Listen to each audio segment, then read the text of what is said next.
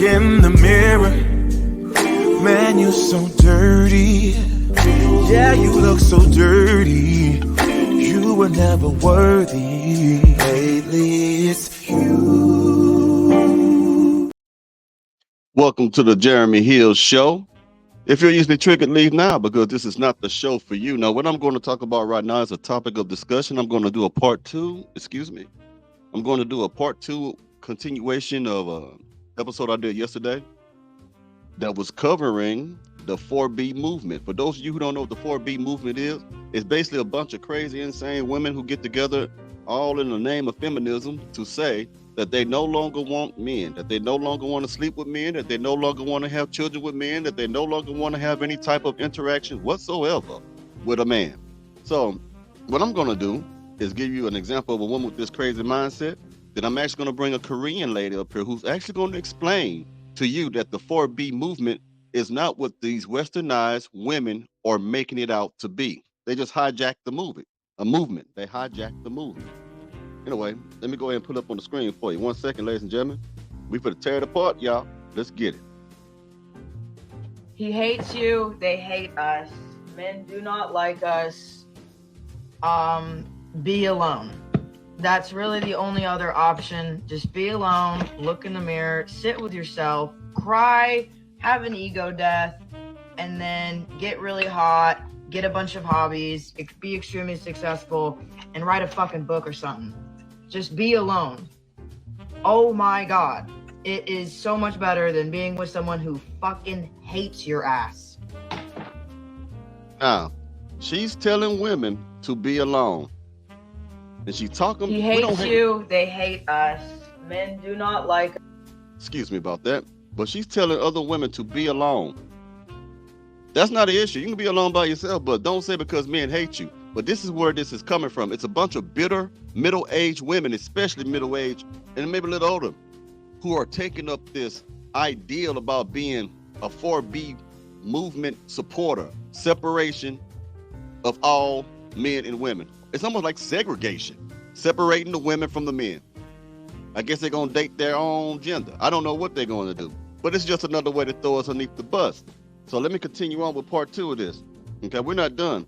I just want to expose the lie. I want you to understand what this movement really is. It ain't nothing more but radical feminism. We have seen this too many times before, right? So listen to this. Let's get this started. How old do you have to be then as a woman to be considered a leftover? I think around 30, like after 30 years old. But if you're after 35 years old, then just you're out of the market. You know, it's more like you don't have to consider about getting married anymore. You hear that? That's another Korean woman who's telling you one of the main reasons why these women are acting like this. When they hit a certain age, they're considered in their country to be leftovers, to be quote unquote garbage women, what most people would say. Nobody wants them anymore, okay? It's more strict over there. Did you hear what I'm saying? So now you have a bunch of women over here who want to tell other women who may still be in their prime, who are childless or whatever it may be, to leave men alone. Because over here, that no one wants them either. They are the leftover women now. They are the ones nobody are looking for or checking for anymore. So now here's the good part. I'm going to play it for you right now. All right. This is the whole truth about the 4B movement. Okay. Speaking to you from a Korean lady, from where it came from. Let's get it. Hold on 1 second.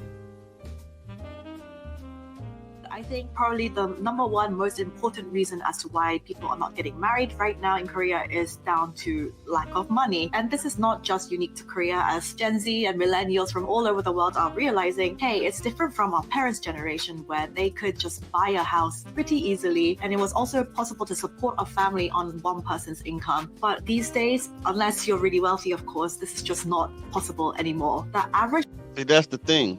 That's the thing. The reason why the 4B movement is existing, because what they've been saying on the westernized front, they want to say that the birth rates are low or non-existent in Korea because women are choosing to not deal with men. But in actuality, women over there, their birth rates are lower because they don't have the money to take care of a big family or families. Now, that's not different than women who are in China, if I'm saying it correct. In China, they have one of the lowest birth rates as well because the economy, it is expensive to raise a child, more so over there than it is over here. So I wanted to debunk that. That's why I wanted her to say that, okay?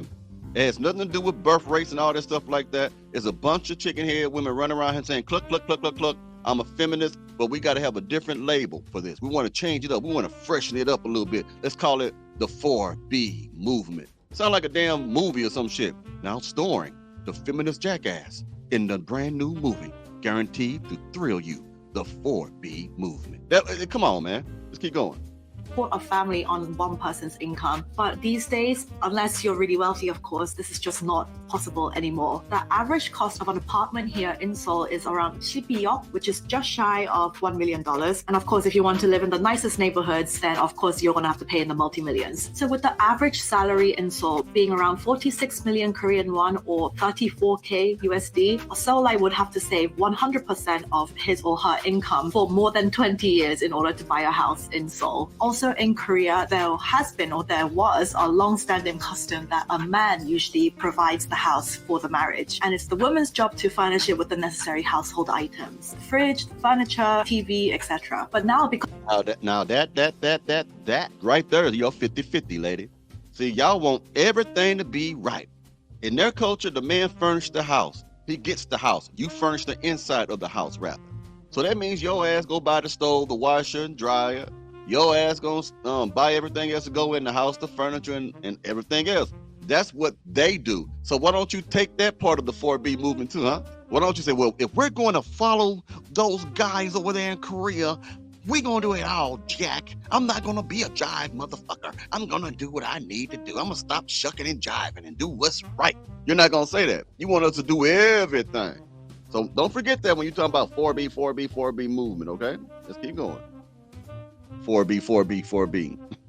TV, etc. But now, because of the insane house prices, most people are not expecting this to be the case. And this is why many couples receive help from their parents if they can. This means because they contributed financially, they have more power in the marriage. And as in-laws, many couples actually break up because their parents might not approve of who they brought. And because the parents are providing financially, the kids might just have to bow down and listen. There are even matchmaking services or 결혼 정보 회사. People go to these businesses as like a last resort, last final attempt to get married before it's too late. You will have to pay a brokerage fee to use their services, and you need to submit all sorts of information about yourself, your family background, your income, whatever assets you may have, if you have any debt or if your family has debt, and then they will look through it and try to match you up with suitable candidates. I've heard that these services can be brutal with their comments. You're only a 5 or 6 out of 10 on the looks scale, and your height is average, your income is average, so the people that I'm bringing you, this is the best you can get. So it's like a big, huge reality check for most people. But if two people end up meeting and going on a date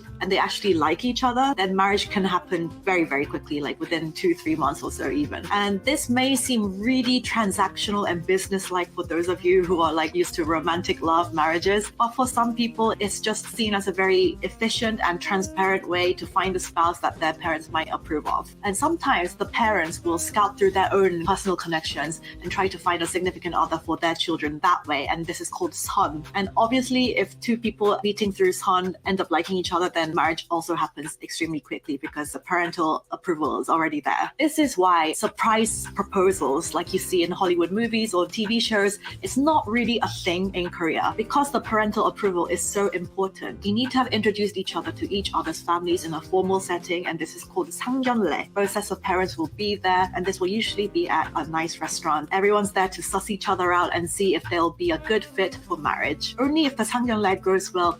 What I like about that is that these people, or as you women like to say, are dating with a purpose. Now, these women are dating with a purpose. They're going to be feminine. They're going to sit there. They're going to look for the approval of their elders.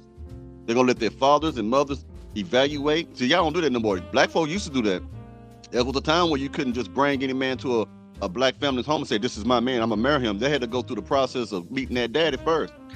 And it still works today, but y'all don't want to do it because you don't want to have no one to control you. It's your body, your choice, and all that good stuff, all that jazz, right? So, yeah, let's keep going. then can wedding preparations commence. And not many couples pass the 상견례 part actually. But if you're lucky and everything's okay and good to go, then the guy may choose to throw a surprise proposal for the woman, but the bride will obviously know beforehand that they're going to get married, so it won't be a complete surprise like how it is in the West. Also, due to traditional Korean customs and the fact that the parents are so involved with the wedding, they can be less forgiving about certain things than parents in Western families. For example, if you're from a broken home and you have divorced parents, or you have many relatives who are divorced, that can be seen as a minus because they're worried that if a child that's grown up seeing divorce, then you're going to also kind of turn out the same. I feel like Ooh-wee, she hit something right there that's gonna piss a lot of modern women off. That's true. All you single mothers out there raising a child because you don't want to keep the man in the life, you didn't want to get married before you got a baby put up in you. In their culture, they look down on you having multiple children and stuff and not married, coming from a broken home. So when you giving these broken home generational curses to your children in Korea, they wouldn't even want to touch you. Think about that. Can be seen as a minus because they're worried that if a child that's grown up seeing divorce, then you're going to also kind of turn out the same. I feel like in the West, people are much more individualistic, and I feel parents are more like, this is your life, you have to make your own choices, whatever happens, we'll support you, but who you choose to marry, that's really up to you. But in Korea, like I said, if the parents don't like who you've chosen as your partner, then a lot of the times the marriage will just not happen. And I think another wedding custom that we have unique to Korea is something called 예물 and 예단. 예물 is a wedding gift given to the bride. Usually it's like jewelry or a designer bag or a watch. And 예단 is a... In some cultures, that's called a dowry. A dowry, D-O-W-R-Y. To the bride. Usually it's like jewelry or a designer bag or a watch. And yedan is a gift given to the groom's family, so the parents of the groom. And it can be nice gifts as mentioned before, or it can be a cash gift that equals to 10% of the housing cost. But since the cost of buying a house is so high these days, many couples are choosing to forego this 예물 and yedan tradition. And if the parents are okay with it, then yeah, many people don't do that so much these days. So the obstacle of getting married is already so hard in the first place. In a survey held by the National Statistical Office, more than 80% of young people said that they thought positively of non-marital cohabitation. And in that same survey, only 36% of people thought positively about marriage due to lack of funds and burdensome of childbirth and parenting. There you go. They're going to just go on some other shit from there. But I wanted you to see the truth about the 4B movement. They ain't having a whole lot of children because they ain't got enough money for it. And the 4B movement, the way that the West is trying to make that out to be, ain't nothing like how it really is in Korea. Yep, so I just exposed you with part 2. So yeah, y'all let me know what y'all think about this in the comments. I'll be talking to y'all later. You have a good one.